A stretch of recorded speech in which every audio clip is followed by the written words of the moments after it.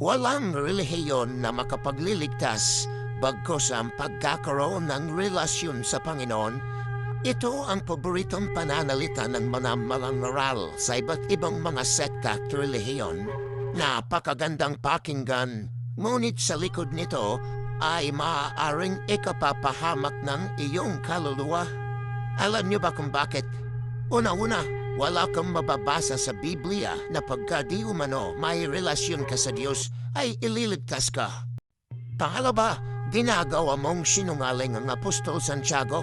Bakit binanggit pa niya ang salitang relihiyon, James 1:27, kung hindi naman mahalaga ang relihiyon? Pangatlo, kung hindi na kailangan ang relihiyon, bangkos ang relasyon lang sa Panginoon ang kailangan?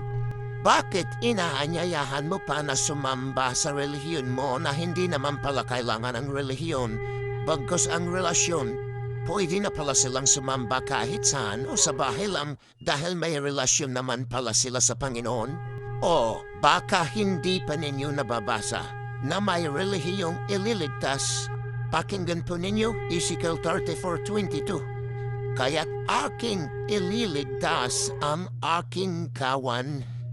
At ang pangalan ng kawan nito na ililigtas, ayon kay Pedro 5:2, ay ang kawan ng Diyos.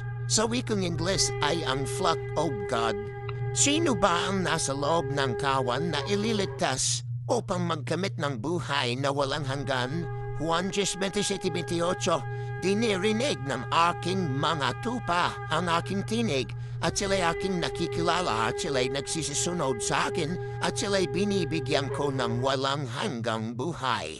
Juan 10:16, at mayroon akong ibang mga tupa na hindi sa kulungan ito, sila'y kailangan din naman dalhin ko at kanilang diringgin ang aking tinig, at sila'y magiging isang kawan at magkakaroon ng isang pastor.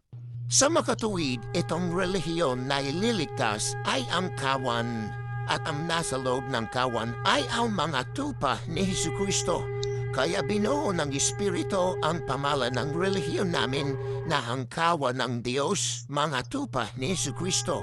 Sa wikang Ingles, flock of God, the sheep of Jesus Christ.